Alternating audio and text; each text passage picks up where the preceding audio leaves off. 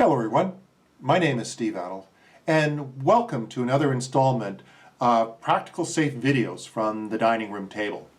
In this installment, it's part 2 of our series of PI objectives, the forgotten. And as you remember in our previous video, I mentioned that PI objectives are forgotten because in a lot of organizations they either don't create them during PI planning or they don't use them in the inspect and adapt workshop. In our previous video we covered what PI objectives are. They are a summary of the business of what the business value a team intends to deliver during a PI and why they're important, because they are able to capture and express value, and SAFE is about predictably delivering value. So part of what we want to look in this edition here, or in this installment, is how we effectively use the PI objectives and avoid misusing them. So as you recall, where we left off the last time is we were in PI planning. The team had developed their PI objectives. They were able to express what they were going to do to their business owners. The business owners go, I clearly understand what you intend to do, and I'm really, really happy with it. The team did, of course, their Fist of 5 commitment. We were able to come up with a plan. Now the question is, now what? Well, the team begins executing their PI, and that means they begin planning and replanning. Now you might go, well, what do you mean plan and replan? We just spent 2 days, possibly at great expense, throwing our whole organization into a room to build a plan. Now you're talking about planning and replanning? Well, I just want to make sure we're clear on something here. There is a misconception that the iteration plan created during PI planning is the plan.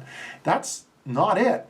What that plan is showing is that there is a credible path to achieving those PI objectives. So what we did during PI planning was to take all the vision and the features, what our program management wanted, what our business owners wanted. And they said, hey, we want all of this done.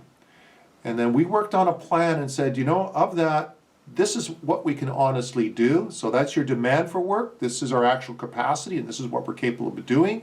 We had enough information to figure out what our dependencies are, understand the risks, and therefore to be able to express to them what we were going to get done during PI planning in the form of these PI objectives. This is what we can commit to do, and we're going to be working on these, but we don't feel comfortable committing to this. So we start working and executing our PI. We deliver on our commitments by working through a lot of the ceremonies that we have during a PI. And that means good old-fashioned iteration planning, doing our daily stand-ups, our iteration reviews, and our iteration retros. So we're cycling through the good old-fashioned Scrum cycle. Each team is doing that, or Kanban's doing their thing. Some of the things that, of course, SAFE throws in to coordinate the teams. There's the Scrum of Scrums that's held on a regular basis. And then, of course, there's the system demos that are held on a regular basis. You are holding your system demos on a regular basis, right? Right?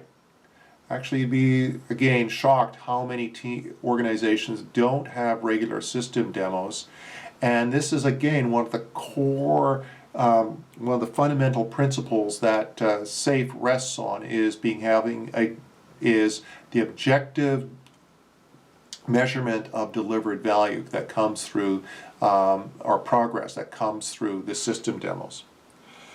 So we keep repeating that on our on our regular 2-week cycle, and eventually we come to the end of the PI and we get to the Inspect and Adapt workshop. And the Inspect and Adapt workshop, if you recall the agenda, there's the PI system demo where we show off the integrated system. There's the quantitative and qualitative measurement workshop, which gets the numbers for the PI and gets the data And then we walk into, which is what we would probably call the large-scale retrospective, the retrospective and problem-solving workshop. We're kind of interested in what kind of takes place between the PI system demo and the measurement. So, the PI system demo. This is what we said. We're showing off here what we said we were going to show off when we did PI planning. So in PI planning, we came up with the PI objectives, and now here we are at the integrated system demo showing our work, how we implemented and delivered on those PI objectives. Now, remember this from doing the PI planning, where the business owners came and looked at our PI objectives and assigned them a perceived business value. Said, okay, on a scale of 1 to 10, that one's worth a 10, that one's worth a 7. Okay, now we have them do it again. And what we want to know is, when we told you about this PI objective back in PI planning, you said that was worth a 10 to you. Now, when you've actually seen what we've achieved, what's that worth to you? And in the ideal world, of course, the business owner will go, well, geez, that's what you said you were going to do, you did, and I'm impressed, and what you said, I thought it was going to be a 10, and it is a 10. So we'll mark it down there. So the actual value delivered, hey, I thought it was going to be worth a 10. When you told me, described it to me, and what you showed me, yep, that was definitely a 10. So, enter the uncommitted objectives. If we were able to be able to deliver them or work on them and actually be able to demonstrate them at the PI system demo, then the business owners can evaluate them and give them a perceived value, and we take that into account as part of the actual value. So what's important here to realize is, even though they weren't part of the commitment that we made during PI planning, they are actually part of our achievement. They're added to our achievement during the PI system demo. So, as you can see here, it is entirely possible to achieve more than you committed to. So perhaps this happens then. We get to the end of the PI system demo, and we are able to deliver on our uncommitted objectives, and of course the reaction from the business owner is going to be like, wow, you guys are amazing. You know, you committed to this, but you delivered 150% of business value. This is all sounding pretty good, you know, that this team is really a group of rock stars. Well, let's not get too hasty here. So first of all, what did we learn by doing this exercise? So every team this is done on a per team basis. Every team has this evaluation of what they promised the business value during PI planning versus now what the actual value that we've demonstrated during the PI system demo. We only have a single data point here. What's really important is the trend. And so a single data point isn't a trend. And what we're actually interested in here is measuring the ratio between the business value and the actual value delivered, and then observing the trend, and that helps us understand, is the team predictably delivering value? In the scaled agile parlance, we'd like to really be in this zone here, the 80 to 100% zone. But in their view, that is showing that the team is in control, that they are able to reliably and predictably meet their commitments and deliver business value. So, now let's take a look at it from this point of view. Is our truly awesome team awesome? Well, maybe, because we have to ask, what is the trend? Here's a very simple question for you. Which team is doing better? Now, a common mistake a lot of organizations make with respect to this measure here is that somehow this represents that the A team here delivered more value than the B team. And that's not the case. Remember, this is a ratio of, here is what we forecast the the business value at PI planning, we forecast that when you see these objectives, it's going to be worth, versus what we actually achieved. It's that ratio. So in no way does this mean that Team A created more actual value for the company because their achievement is higher than that of Team B. In fact, from this point of view, Team B is doing better. The B team is doing better than the A team because the B team is predictable. They're in that nice, sweet, predictable zone here. What they say they're going to deliver, they're often going to deliver. What we're seeing here with respect to the A team is what would look like is that they're shy of making a strong commitment, that they are pushing a lot of things off into the uncommitted, and then regularly able to deliver those. So one of the things we really want to, again, mention here is that just because a team supposedly overachieves on their business, they're delivering more, we have to remember that during PI planning, the business owner said, I like your plan, I agree to your plan, that's good for me. So we want to be able to predictably deliver on that. This is the zone we want to be in, that we're able to have that predictable delivery. We're not always way overachieving or massively underachieving. So the question is, if this team is up here consistently, if the trend is always an apparent overachievement, this is a trend that indicates the team is reluctant to commit. And there might be a number of reasons for this. Maybe the features are vague.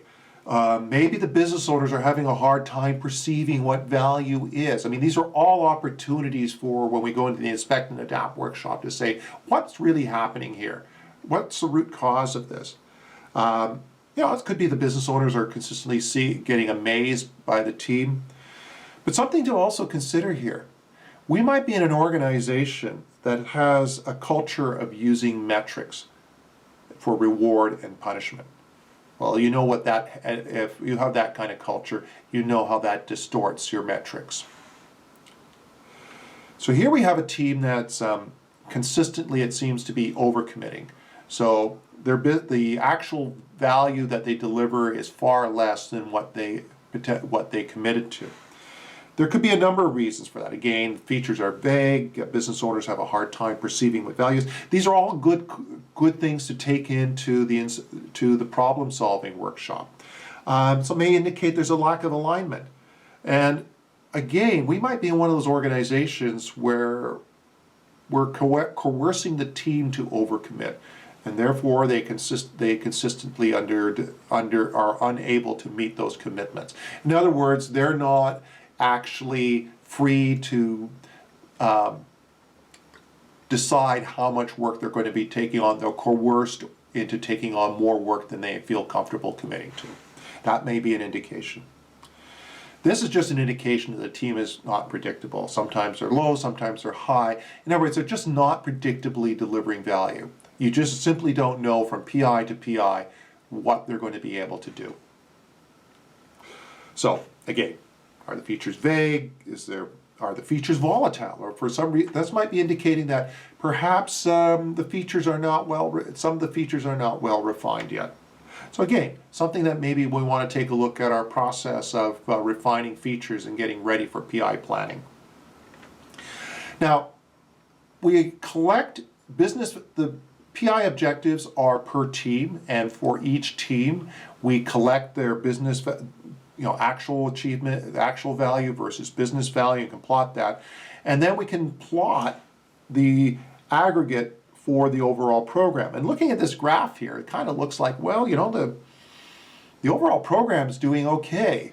But always be cautious of aggregate data like this, because as you can see, we got one team that's running high, one team that's running low, and those two more or less cancel each other out. So you've really got to make sure that you're using the data and you're able to analyze, but you're not running exclusively on the data. You're looking underneath and having the data help trigger questions like, okay, overall the program's doing well, but I can see here underlying that some of the teams are having some issues. So we need to investigate that because we want all the teams to be able to predictably deliver.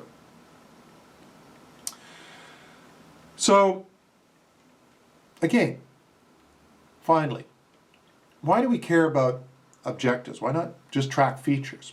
Again, a large percentage of the time your PI objectives are almost going to map one-to-one to the features. One of the things I like about the PI objectives is they're kind of a readback. Remember what we said in the first video. Your business owners may not understand the language that the features are written in. You are able to summarize what you're going to do in the PI objective and feed that back to the business owner in a language that they understand. Your goal here is to make sure your business owner clearly understands what you intend to do. Again, that alignment, that core value, one of the 4 core values of Scaled Agile, alignment. Are you and the business owner on the same page? Can you express to them in terms that they understand what is it that you intend to do in this PI? Because you could possibly be hugely successful at delivering your features and then discover that the business doesn't find any value in them. So always remember, the features are more specifically intended to be a chunking mechanism. And they're more for the benefit of an input for planning. Being able to reflect to the business what you intend to do in a language they understand gives you that, helps ensure that alignment between you and the business. So what have we learned? Okay. PI objectives, they express the value the team wants to achieve in the PI. They are how you connect with the business and express that business value to them. They help align the team and the business owners. They make sure that we're all on the same page. And bottom line, so we said, SAFE is about the predictable delivery of value. They are a tool for helping us determine, are we predictably delivering value to our organization? So thank you. This is just yet another one of my practical SAFE from the dining room table. I hope you're all doing well, and as the guys at Scaled Agile love to say, stay safe.